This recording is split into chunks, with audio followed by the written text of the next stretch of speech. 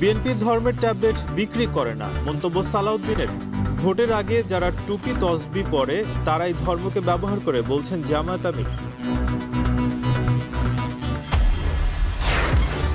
জাতীয় পার্টির দুই অংশের নেতৃত্বে 18 দলের নতুন জোটের আত্মপ্রকাশ। অংশগ্রহণমূলক নির্বাচন দাবি, সরকারের বিরুদ্ধে বৈষম্যমূলক আচরণের অভিযোগ। খালেদা জিয়ার সিটি স্ক্যান রিপোর্ট স্বাভাবিক, কাল সকালে আসছে এয়ার অ্যাম্বুলেন্স, সব ঠিক থাকলে রাতেই লন্ডন যাত্রা।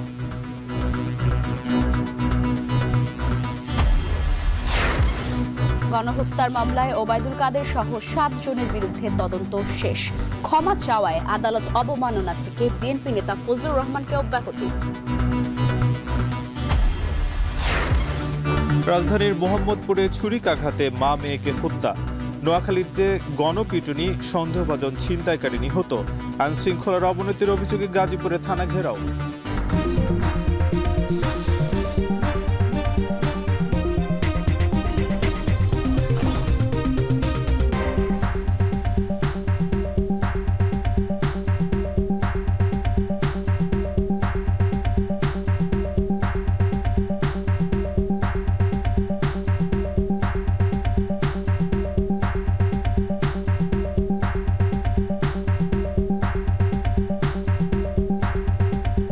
স্বাগত। এখন দুপুরে পুরো আয়োজন জুড়ে সঙ্গে আছে আমরা দুজন, আমি নাজমুস সাকিব এবং আমি লাইবা জান্নাত।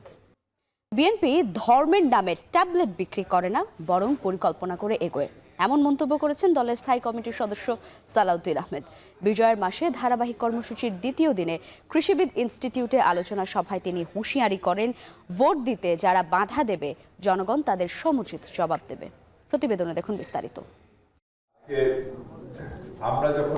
বিএনপির দেশ গড়ার পরিকল্পনা শিরোনামে 7 দিনের কর্মসূচির দ্বিতীয় দিনে সোমবার সকালে রাজধানীর খামার বাড়িতে কৃষিবিদ ইনস্টিটিউটে আলোচনা সভায় যোগ দেন দলের স্থায়ী কমিটির সদস্য সালাউদ্দিন আহমেদ। এতে অংশ নেন রাজধানীর বিভিন্ন শিক্ষা প্রতিষ্ঠানের ছাত্র দলের নেতাকর্মীরা। অনুষ্ঠানে ছাত্র দলের সভাপতি বলেন, তরুণদের ধারণ করে বিএনপির আদর্শে জ্ঞান ভিত্তিক দল গড়াতে হবে। সভাপতির বক্তব্যে বিএনপি সিনিয়র যুগ্ম মহাসচিব রুহুল কবির রিজভী বলেন, রাজনীতিতে শিক্ষকের ভূমিকা নিতে হবে ছাত্রদলকে।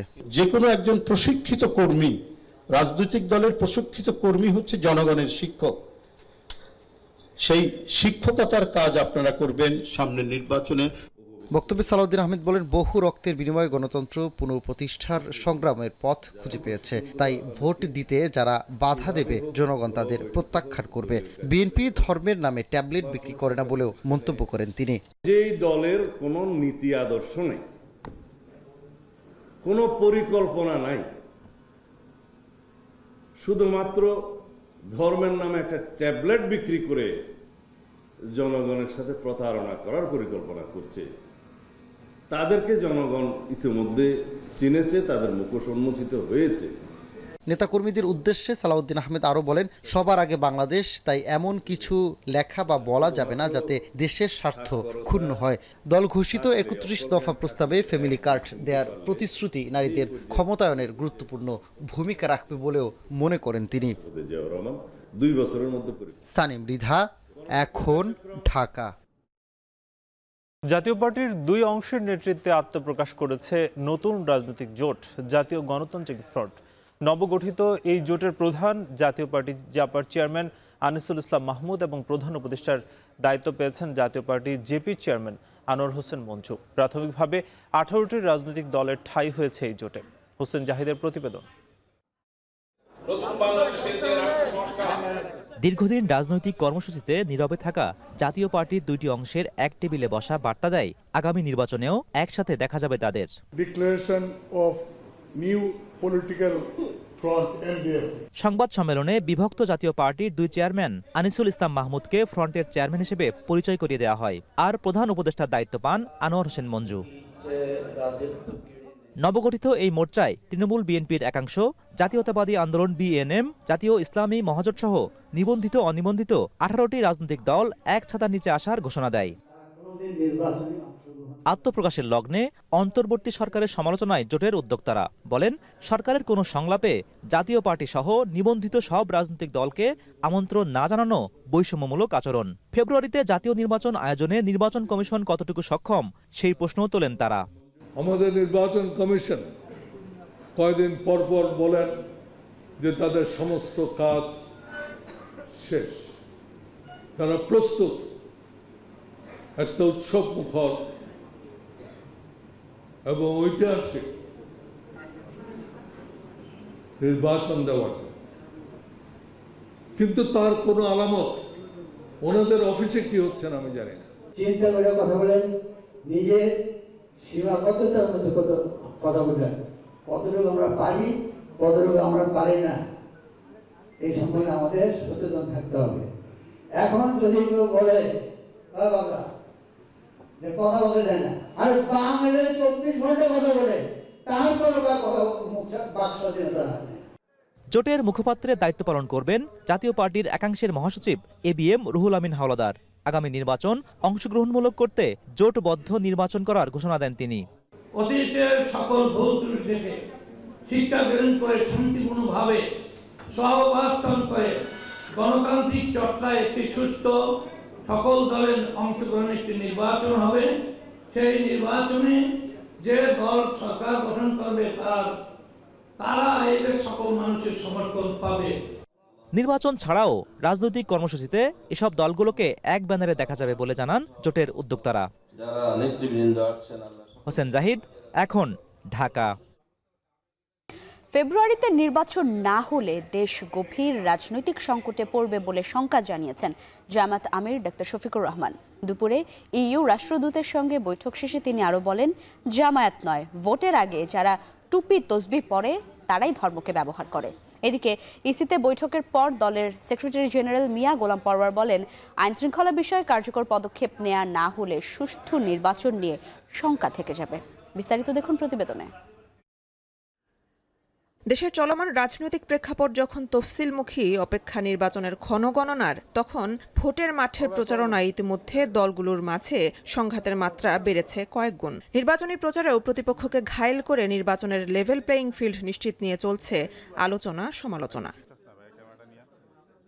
এমন প্রেক্ষাপটে সঠিক সময় নির্বাচনের তফসিল এবং নির্বাচনের লেভেল প্লেয়িং ফিল্ড নিশ্চিতে নির্বাচন কমিশনের কার্যক্রম জানতে ইসিতে জামায়াতে ইসলামীর সেক্রেটারি জেনারেল মিয়া গোলাম পরওয়ারের নেতৃত্বে 6 সদস্যের প্রতিনিধি দল। বৈঠক শেষে জামায়াতের সেক্রেটারি বলেন, বিদ্যমান আইনশৃঙ্খলা পরিস্থিতিতে নির্বাচনের লেভেল প্লেয়িং ফিল্ড নেই। বলেন, আইনশৃঙ্খলা বিষয়ে কার্যকর পদক্ষেপ না নেওয়া হলে সুষ্ঠু নির্বাচন নিয়ে শঙ্কা থেকে যায়। 5 আগস্টের পর থেকে সারা দেশের থানাগুলো থেকে লুটপাট হয়ে যাওয়া অস্ত্র কি পরিমাণ উদ্ধার হলো, অবৈধ অস্ত্রধারীরা যারা নির্বাচনকে ডিস্টার্ব করতে পারে, ভোটারদের মধ্যে আতঙ্ক তৈরি করতে পারে, তাদের গ্রেফতার অভিযানের ব্যাপারে আমাদের আলোচনার ইস্যু ছিল, আমরা এটা আলোচনা করেছি। একই দিন সকালে ইউরোপীয় ইউনিয়নের 8 দেশের রাষ্ট্রদূতের সঙ্গে সৌজন্য সাক্ষাৎ শেষে ফেব্রুয়ারিতে নির্বাচন না হলে দেশ গভীর রাজনৈতিক সংকটে পড়বে বলে শঙ্কার কথা জানান জামায়াত আমির ডাক্তার শফিকুর রহমান। তিনি বলেন, জামায়াত কখনোই ধর্মকে রাজনৈতিক স্বার্থে ব্যবহার করে না। আমরা ধর্ম নিয়েই কাজ করি, আমরা ধর্মকে ব্যবহার করি না। ধর্ম ব্যবহার করলে কে করে সেটা আপনারা ভালো বুঝেন।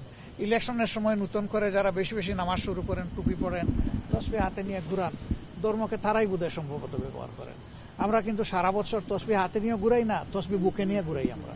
এবং আমরা আমাদের কাজগুলো আমাদের বিলিফের আওতায় করতে চাই। একই দিনে জাতীয় নির্বাচন ও গণভোট আয়োজন করলে দেশে বিশৃঙ্খলা সৃষ্টি হতে পারে বলেও শঙ্কা প্রকাশ করেন তিনি।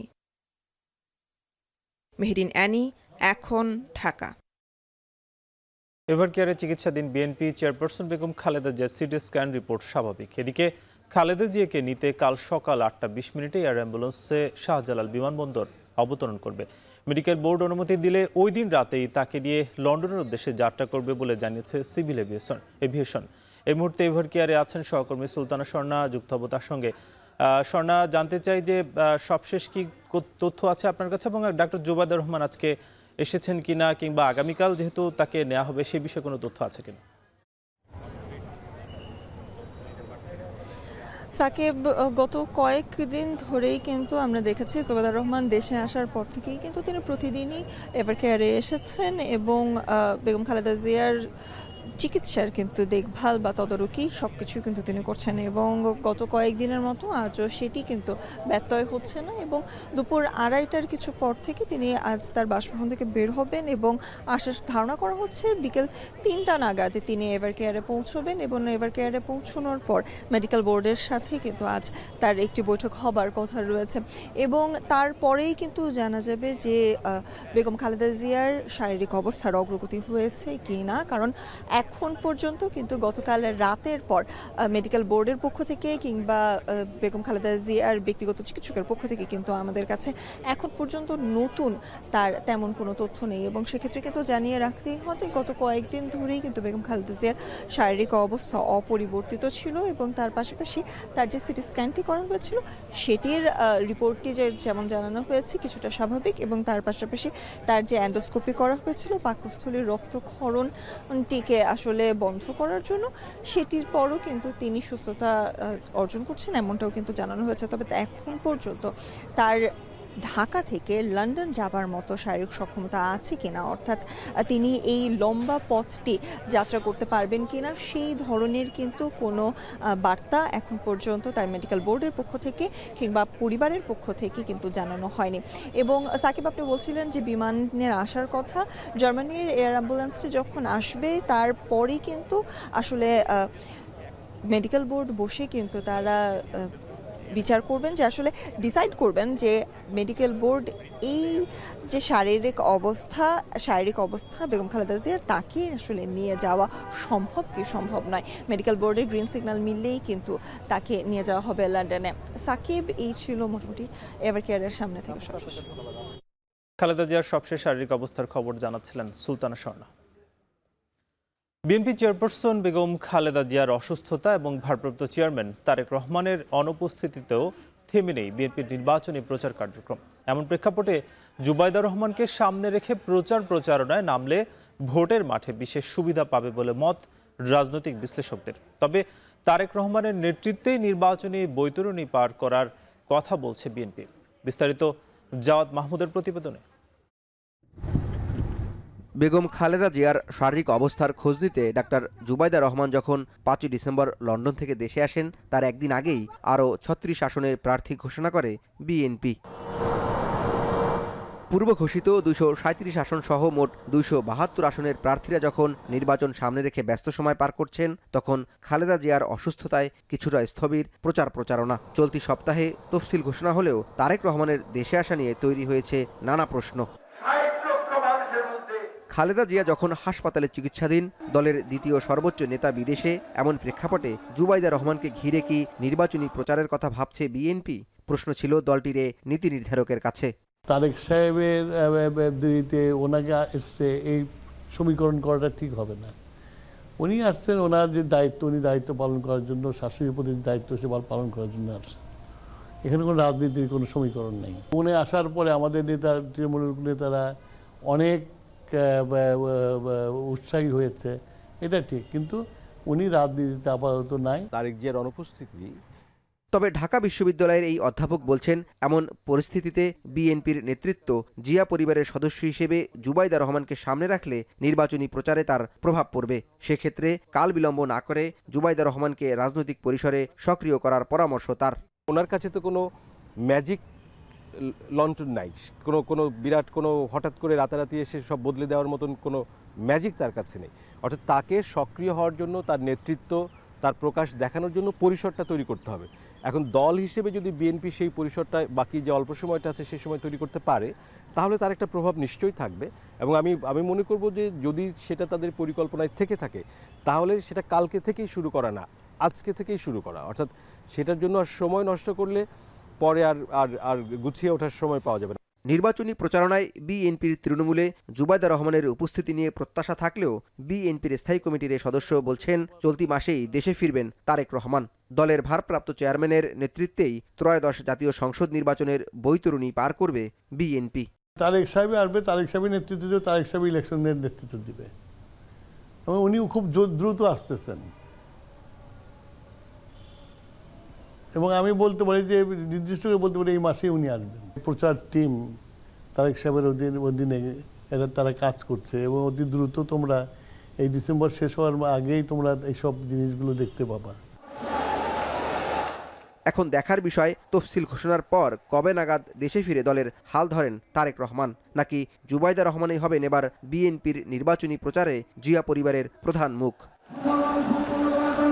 জাওয়াদ মাহমুদ, এখন, ঢাকা। শেখ হাসিনার পর এবার কার্যক্রম নিষিদ্ধ সংগঠন আওয়ামী লীগের দ্বিতীয় শীর্ষ নেতা ওবায়দুল কাদের সহ 7 নেতার বিরুদ্ধে তদন্ত শেষ করেছে ট্রাইব্যুনাল। শিগগিরই প্রতিবেদন পাওয়ার আশা করছে প্রসিকিউশন টিম। এদিকে ট্রাইব্যুনালের তলবে হাজির হয়ে নিঃশর্ত ক্ষমা চেয়ে আদালত অবমাননার অভিযোগ থেকে অব্যাহতি পেলেন বিএনপি নেতা ফজলুর রহমান। ইমদাদুল আজাদের প্রতিবেদনে বিস্তারিত। ক্ষমতাচ্যুত সাবেক প্রধানমন্ত্রী শেখ হাসিনার ফাঁসির রায়ের পর এবার দলের আরেক শীর্ষ নেতা ওবায়দুল কাদেরের মামলার বিচারের প্রক্রিয়া শুরু হচ্ছে। এই মামলায় ওবায়দুল কাদের ছাড়াও দলটির অঙ্গ ও সহযোগী সংগঠনের শীর্ষ নেতাদের আসামি করা হয়েছে। জুলাই হত্যাকাণ্ডের মামলায় দলটির সাবেক মন্ত্রী, প্রতিমন্ত্রী সহ হেভিওয়েট 16 নেতাকে সোমবার সকালে হাজির করা হয় ট্রাইব্যুনালে। এর মধ্যে হাসানুল হক ইনু, সালমান এফ রহমান, আনিসুল হক এবং জোনায়েদ আহমেদ পলকের বিরুদ্ধে আনুষ্ঠানিক অভিযোগ দাখিল করা হয়েছে। প্রসিকিউশন আশা করছে ওবায়দুল কাদের সহ বেশ কয়েকজনের বিরুদ্ধে শিগগিরই তদন্ত প্রতিবেদন হাতে আসবে, যার মধ্য দিয়ে শুরু হবে আওয়ামী লীগের শীর্ষ নেতাদের আনুষ্ঠানিক বিচার প্রক্রিয়া। ওবায়দুল কাদের সহ বাকি যে আসামিদের মামলাটা ছিল, এখানের থেকে 4 জন আসামির বিরুদ্ধে ইতিমধ্যে ফরমাল চার্জ দাখিল হয়েছে। জনাব হাসানুল হক ইনু, জনাব সালমান এফ রহমান, জনাব আনিসুল হক এবং জোনায়েদ আহমেদ পলক। ওবায়দুল কাদের সহ বেশ কয়েকজনের বিরুদ্ধে খুব সহসাই তদন্ত রিপোর্ট আমাদের হাতে আসবে বলে আমরা আশা করছি। তদন্ত সংস্থা তেমনটি জানিয়েছেন আমাদেরকে। এভাবে ক্রমান্বয়ে বাকি সবার বিরুদ্ধেই তদন্ত রিপোর্ট এসে যাবে এবং আনুষ্ঠানিক বিচারের যাত্রাটা তাদের ব্যাপারেও চলতে থাকবে। এদিকে নিঃশর্ত ক্ষমা চেয়ে আদালত অবমাননার অভিযোগ থেকে অব্যাহতি পেয়েছেন বিএনপি নেতা ফজলুর রহমান। ট্রাইব্যুনালের তলবে আজ হাজির হয়ে নিজের মন্তব্যের জন্য নিঃশর্ত ক্ষমা চাইলে বিচারপতি গোলাম মর্তুজা মজুমদারের নেতৃত্বাধীন 3 সদস্যের আন্তর্জাতিক অপরাধ ট্রাইব্যুনাল 1 অভিযোগ থেকে তাকে অব্যাহতির আদেশ দেন। এই ট্রাইব্যুনাল কর্তৃক জনাব ফজলুর রহমানের কাছে ব্যাখ্যা চাওয়ার পরপরই যত দ্রুত সম্ভব তিনি একটি ব্যাখ্যা আদালতের কাছে উপস্থাপন করেছেন। আমরা মূলত আদালতের কাছে, আদালতের প্রতি জনাব ফজলুর রহমান এবং বাংলাদেশের বিচার ব্যবস্থার প্রতি তার যে শ্রদ্ধা এবং সম্মান এবং আস্থা, সে কথাটি আমরা আদালতের সামনে উপস্থাপন করেছি। আদালত আমাদের বক্তব্যটি গ্রহণ করেছেন। জনাব ফজলুর রহমান নিজে সশরীরে দাঁড়িয়ে আদালতের কাছে তার রিমোর্স জানিয়েছেন, তার অ্যাপোলজি চেয়েছেন, ক্ষমা প্রার্থনা করেছেন। যেহেতু তিনি ক্ষমা প্রার্থনা করেছেন এবং তিনি বলেছেন যে কথাগুলো বলেছেন এগুলো তার বলা ঠিক হয়নি, সে কারণে আদালত তার ক্ষমা প্রার্থনার আবেদনটা মঞ্জুর করেছেন। এদিকে মাহবুবুল আলম হানিফের বিরুদ্ধে ক্যামেরা ট্রায়ালের মাধ্যমে প্রথম সাক্ষীর সাক্ষ্য গ্রহণ করা হয়েছে। ইমদাদুল আজাদ, এখন, ঢাকা। রাজধানীর মোহাম্মদপুরে একটি বাসার ভেতরে মা ও মেয়ে খুন হয়েছে। মরদেহ উদ্ধার করে কারণ অনুসন্ধানে কাজ করছে পুলিশ। মোহাম্মদপুরের শাহজাহান রোডের একটি বাড়ির 7 তলায় ভাড়া থাকত আজিজুল ইসলাম। তার স্ত্রী লায়লা আফরোজ ও মেয়ে নাফিসা বিনতে নাওয়াল সোমবার সকালে আজিজুল অফিসে চলে গেলে 10:30টার দিকে স্ত্রী ও সন্তানের মৃত্যুর খবর পান। পুলিশ জানায় লায়লা আফরোজ ও নাফিজাকে ছুরিকাঘাতে করে হত্যা করা হয়। মা ও মেয়ের মরদেহ সরকারি সোহরাওয়ার্দী মেডিকেল কলেজ হাসপাতালে নিয়ে গেছে পুলিশ। বাসার সিঁড়ি মেঝেতে রক্তের ছোপ ছোপ দাগ রয়েছে। একই কক্ষে মা ও মেয়ের মরদেহ পড়েছিল ফ্লোরে। ঘটনা তদন্ত করে হত্যার সঙ্গে জড়িতদের খুঁজে বের করার কথা জানিয়েছে পুলিশ। তবে প্রাথমিকভাবে পুলিশ কাউকে সন্দেহের কথা বলছে না, যদিও বাড়ির সিসিটিভির ফুটেজে দেখা যায় ওই বাসায় সবশেষ একজন গৃহকর্মী ঢুকেছেন, পরে বেরও হয়ে গেছেন।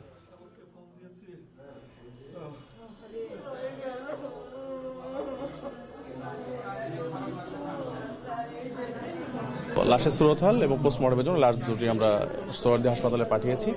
আর এখন ওনাদের আত্মীয় স্বজনরা এসছেন, ওনাদের সঙ্গে কথা বলছি এবং আমাদের সিসি ক্যামেরা ফুটেজ বিশ্লেষণ করে আমরা এই বিষয়ে কোনো ক্লু পেলে আমরা সেভাবে তদন্ত কার্যক্রম আগাবো।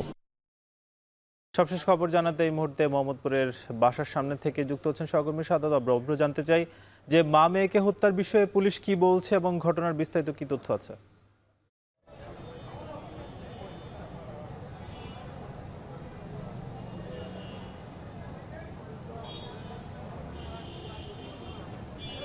মূলত আমি এখন আছি মোহাম্মদপুরে ঠিক পাশে যে বাসাটি আছে 12 তলার, কিন্তু 8 তলায় এই মা মেয়ে যে ডাবল মার্ডারের ঘটনাটি সেটি কিন্তু ঘটে। আমি যদি একটু দেখাতে চাই, সেখানে কিন্তু আইন শৃঙ্খলা বাহিনী থেকে শুরু করে এই মুহূর্তে অবস্থান করছে তার পাড়া প্রতিবেশী এবং সহপাঠীরা এসে পৌঁছেছেন।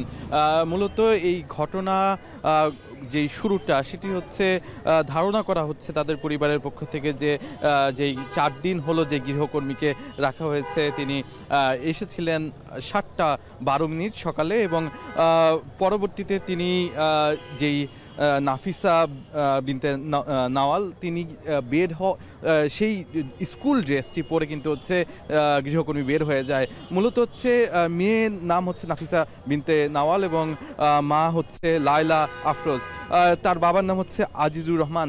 এই যে এই তিনজনই কিন্তু এই 8 তলার যেই ভবনটি ফ্ল্যাটটি সেখানে কিন্তু থাকতেন।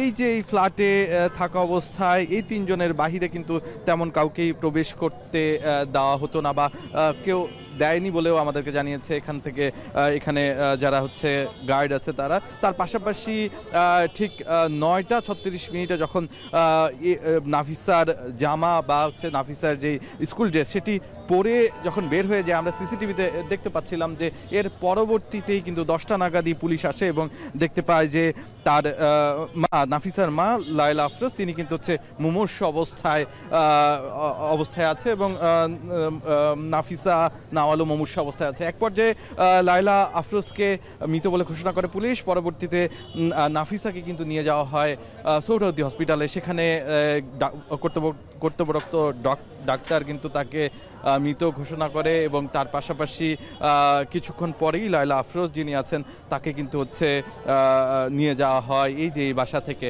তার পাশাপাশি আরও একটি কথা আপনাকে জানিয়ে রাখতে চাই সাকিব, যে এখানে আসার পর কিন্তু হচ্ছে আমাদেরকে পুলিশের পক্ষ থেকে জানানো হয়েছে যে তারা কিন্তু এখনও প্রাথমিক যে তদন্ত সেটি শুরু করেছে, সেই তদন্তে কিন্তু এখনও পর্যন্ত কাকে সন্দেহ করা হবে সেটি কিন্তু তারা ঠিক করেনি। তবে তারা যেই আয়েশা আক্তার তাকে কিন্তু খুঁজে বের করার চেষ্টা করছে এবং পুলিশ কিন্তু সেই কাজটি করছে বলে জানিয়েছে আমাদেরকে। এই ছিল আমার কাছে এখান থেকে সর্বশেষ। সাকিব।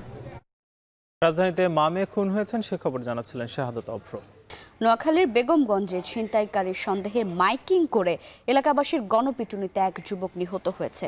সকালে হাজিপুর ইউনিয়নের মন্দার বাড়ির দরজার সামনে এমন ঘটনা ঘটে। পুলিশ বলছে নিহত ফখরুল ইসলাম মঞ্জু তালিকাভুক্ত শীর্ষ সন্ত্রাসী। স্থানীয়রা জানান সকাল 9টার দিকে মঞ্জু এক ব্যবসায়ীকে সিএনজি থেকে নামিয়ে 20,50,000 টাকা ছিনতাই করে পালানোর চেষ্টা করছিল।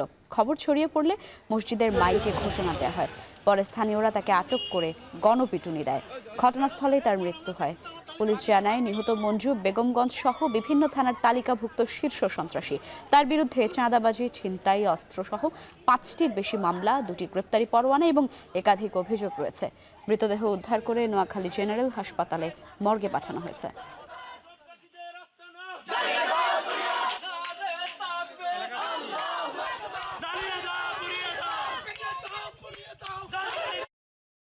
গাজীপুরের টঙ্গীতে একের পর এক ছিনতাইয়ের ঘটনায় নিরাপত্তাহীনতায় ক্ষোভে ফুঁসছেন স্থানীয় বাসিন্দারা। প্রতিবাদে মানববন্ধন সহ থানা ঘেরাও করে বিক্ষোভ করেছেন এলাকাবাসী। বেলা 11টা থেকে প্রায় 6 ঘন্টা ব্যাপী এই কর্মসূচি পালন করা হয়। মানববন্ধনে ব্যানার, ফেস্টুন সহ স্থানীয় নানান শ্রেণী পেশার মানুষ অংশ নেন। এলাকাবাসীর অভিযোগ, টঙ্গীতে প্রতিদিনই ছিনতাই, চুরি সহ নানা অপরাধমূলক কর্মকাণ্ড ঘটছে। মাজার বস্তি সহ বেশ কিছু বস্তি পরিণত হয়েছে অপরাধীদের নিরাপদ আশ্রয়। অরক্ষিত বিআরটি ফ্লাইওভারে ছিনতাইকারীর ছুরিকাঘাতে প্রাণ হারাচ্ছেন পথচারীরা। এতে জনমনে আতঙ্ক বিরাজ করছে। অবিলম্বে অপরাধপ্রবণ এলাকায় সিসিটিভি স্থাপন সহ অপরাধীদের গ্রেপ্তার করে দৃষ্টান্তমূলক শাস্তির দাবি জানান বক্তারা। মানববন্ধন শেষে টঙ্গী পূর্ব থানা ঘেরাও করে বিক্ষোভ করা হয়। প্রতিনিয়তই একদিন 2 দিন পর পরই ছিনতাই হচ্ছে, মানুষ মারা যাচ্ছে। গত 2 দিন আগে যেখানে মানুষ মারা গেছে তার ঠিক একদিন আগেই আরো একজন লোক সেখানে মারা যায়। এই মাজার বস্তি রয়েছে, এই জায়গায় একটা বড় আস্তানা তৈরি হয়ে গেছে ছিনতাইকারীদের। তারা মূলত তাদের নেশা টাকা যোগান দেওয়ার জন্য এই ছিনতাইগুলো করে থাকে। আমরা চাই আইন শৃঙ্খলা রক্ষাকারী বাহিনী যারা আছেন তারা মুখে কোনো কথা বলবেন না, কাজের মাধ্যমে প্রমাণ দিবেন যে তারা কাজ করতেছেন। হবিগঞ্জে বিল দখল নিয়ে দুপক্ষের সংঘর্ষে অন্তত ৩০ জন আহত হয়েছেন। বেলা 11:30টার দিকে লাখাই উপজেলার ধলেশ্বরী বিল এলাকায় এই সংঘর্ষ হয়। পুলিশ জানায়, ধলেশ্বরী বিলের দখল নিতে শিবপুর গ্রামের জনকল্যাণ সমবায় সমিতি ও সন্তোষপুর গ্রামের আনন্দময়ী মৎস্যজীবী সমিতির মধ্যে দীর্ঘদিন ধরে বিরোধ চলে আসছিল। এরই জেরে সম্প্রতি অন্তত ৩ বার সংঘর্ষে জড়ায় দুপক্ষের লোকজন। সবশেষ সকালে দুপক্ষের বাক বিতণ্ডাকে কেন্দ্র করে আবারও দেশীয় অস্ত্রশস্ত্র নিয়ে সংঘর্ষে জড়ায় তারা। এতে অন্তত ৩০ জন আহত হন।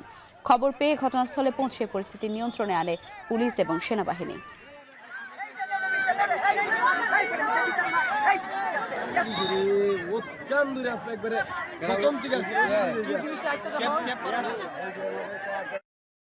জানুয়ারির মধ্যে সব বাহিনী নির্বাচনী প্রশিক্ষণ শেষ হবে বলে জানিয়েছেন স্বরাষ্ট্র উপদেষ্টা জাহাঙ্গীর আলম চৌধুরী। সকালে সচিবালয় আইনশৃঙ্খলা সংক্রান্ত উপদেষ্টা পরিষদের বৈঠক শেষে উপদেষ্টা বলেন, ভোটের সময় আইনশৃঙ্খলা বাহিনী বডি ক্যামেরা ব্যবহার করবে। এছাড়া প্রতিটি ভোট কেন্দ্রে নিরবিচ্ছিন্ন বিদ্যুৎ সরবরাহ নিশ্চিত ব্যবস্থা নেওয়া হচ্ছে। আমাদের নির্বাচনের প্রস্তুতি মাশাআল্লাহ খুবই ভালো। সব বাহিনীগুলি কিন্তু তাদের প্রশিক্ষণ চালিয়ে যাচ্ছে এবং আমরাও আমরা ডিসিশন শুধু আমরা বিভিন্ন বাহিনী ওখানে যাব, তাদের প্রশিক্ষণগুলি কীরকম হচ্ছে ওইটা মানটা দেখার জন্য, এবং আমরা আশা করছি জানুয়ারির ভিতরে আমাদের প্রশিক্ষণ সমাপ্ত হবে। চট্টগ্রাম বন্দরে প্রতিদিন 2 থেকে 2.5 কোটি চাঁদাবাজি হয়। এই চাঁদাবাজি বন্ধে উদ্যোগ নেয় বন্দর পরিচালনায় বিদেশি অপারেটর নিয়োগে একটি চক্র বাধা দিচ্ছে বলে দাবি করেছেন নৌ পরিবহন উপদেষ্টা এম শাখাওয়াত হোসেন। সকালে সচিবালয় শ্রম ও কর্মসংস্থান মন্ত্রণালয়ে গত 1 বছরের কার্যক্রম এবং অর্জন নিয়ে সংবাদ সম্মেলনে কথা বলেন তিনি। দেশে একটা নির্বাচন হওয়া উচিত, নির্বাচিত সরকার আসা উচিত, একটা যেটাকে বলে ইউনিভার্সাল যেটা ডেমোক্রেটিক প্রসেস, সেই প্রসেসটা এস্টাবলিশ হওয়া উচিত। আমরা তো গত 17-18 বছরে তো কোনো ডেমোক্রেটিক প্রসেস এস্টাবলিশ হতে দেখি নেই। এখন যদি আমরা সেটা করতে পারি তাহলে তো আমাদের বড় ক্রেডিট। মালিক পক্ষ যা চাচ্ছে সেরকম করতে হলে তো আমাকে কিছুই করার প্রয়োজন ছিল না, যেরকম ছিল সেরকমই ছিল। এখন যেহেতু বলা হয়েছে যে মালিক পক্ষ ব্ল্যাকলিস্ট করতে পারবে না, মালিক পক্ষ ট্রেড ইউনিয়নের বিষয়ে আগে যেরকম নিজেরা বসাতো খোঁজখবর নিতে পারবে না, ট্রেড ইউনিয়ন করতে গেলে শ্রমিকদের ন্যূনতম সবচেয়ে কম বড় ইউনিটে সেখানে 20 জন থাকবে। এখন 20 জন থাকবে কি 30 জন থাকবে, এটা নিয়ে মারামারি করার কোনো কারণ আছে। মার্কিন প্রেসিডেন্ট ট্রাম্পের মধ্যস্থতায় যুদ্ধবিরতি চুক্তি হওয়ার পর আবারও অশান্ত হয়ে উঠেছে থাইল্যান্ড কম্বোডিয়ার বিতর্কিত সীমান্ত এলাকা। কম্বোডিয়ার সঙ্গে থাকা বিতর্কিত সীমান্ত এলাকায় সোমবার বিমান হামলা চালানোর দাবি থাইল্যান্ডের সেনাবাহিনীর। গত 26 অক্টোবর মালয়েশিয়ায় ডোনাল্ড ট্রাম্পের উপস্থিতিতে শান্তি চুক্তিটি স্বাক্ষরের 2 মাস যেতে না যেতেই নতুন সংঘাত উত্তেজনার জন্য পাল্টাপাল্টি দোষারোপ করছে উভয় দেশ। কম্বোডিয়ার হামলায় এক থাই সেনা নিহত এবং 2 জন আহতের ঘটনায় প্রতিশোধ নিতে আজ ভোর 3টার দিকে বিমান হামলা চালানোর দাবি থাই সেনাবাহিনীর। লক্ষ্যবস্তু করা হয়েছে কম্বোডিয়ার অস্ত্র সহায়তাকারী অবস্থানগুলো। তবে কম্বোডিয়ান সেনাবাহিনীর অভিযোগ, থাই বাহিনী বহুদিন ধরে অসংখ্য উস্কানির পর আজ ভোর 5টার দিকে বিমান হামলা চালিয়েছে। গত জুলাইয়ে থাইল্যান্ড এবং কম্বোডিয়া 5 দিনের সীমান্ত সংঘাতে বহু হতাহত ও প্রায় 2 লাখ মানুষ বাস্তুচ্যুত হয়েছিল।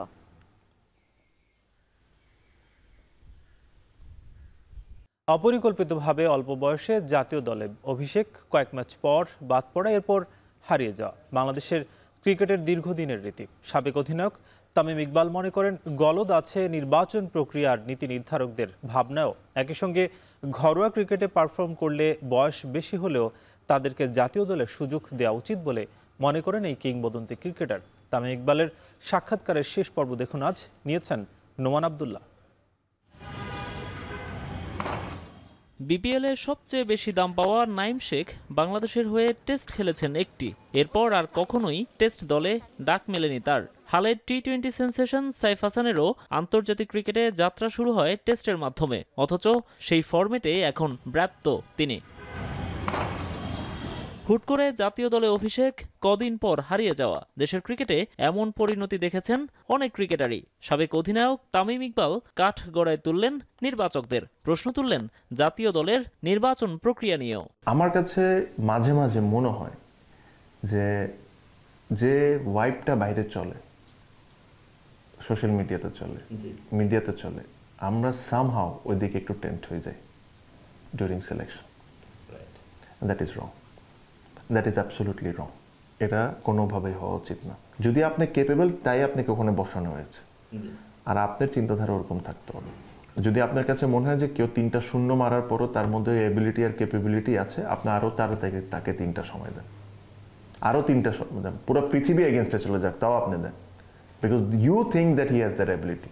অল্প বয়সে জাতীয় দলে ডাক পেয়ে বাদ পড়া ক্রিকেটারদের অনেকেই ঘরোয়া ক্রিকেটে নিজেদের প্রতিভার স্বাক্ষর রাখেন। তুষার ইমরান, নাঈম ইসলাম সহ এমন অসংখ্য নাম আছে। তবে একবার জাতীয় দলের দরজা বন্ধ হওয়ার পর ঘরোয়া ক্রিকেটে হাজারো রান করেও আর সেই দরজা খুলতে পারেননি তারা। তামিম ইকবালের মতে পারফর্ম করলে সুযোগ দেওয়া উচিত সেসব সিনিয়র ক্রিকেটারদেরও।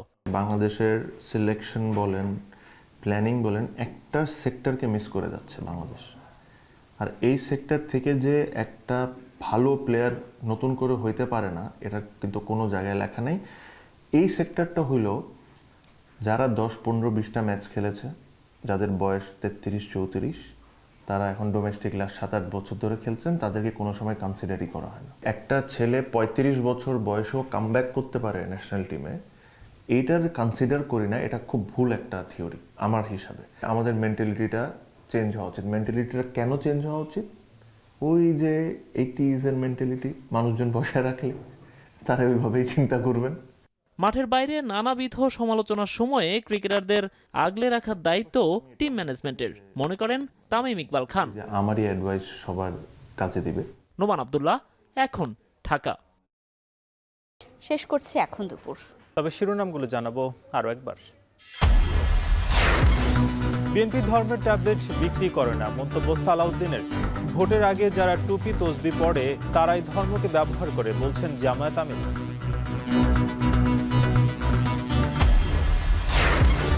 জাতীয় পার্টির 2 অংশের নেতৃত্বে 18 দলের নতুন জোটের আত্মপ্রকাশ। অংশগ্রহণমূলক নির্বাচন দাবি, সরকারের বিরুদ্ধে বৈষম্যমূলক আচরণের অভিযোগ।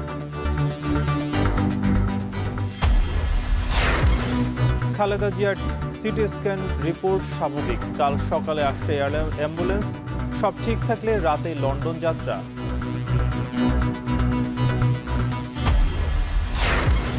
গণহত্যার মামলায় ওবায়দুল কাদের সহ 7 জনের বিরুদ্ধে তদন্ত শেষ। ক্ষমা চাওয়ায় আদালত অবমাননা থেকে বিএনপি নেতা ফজলুর রহমানকে অব্যাহতি। রাজধানীর মোহাম্মদপুরে ছুরিকাঘাতে মা মেয়েকে হত্যা, নোয়াখালীতে গণপিটুনি, সন্দেহভাজন ছিনতাইকারী নিহত। আইনশৃঙ্খলার অবনতির অভিযোগে গাজীপুরে থানা ঘেরাও।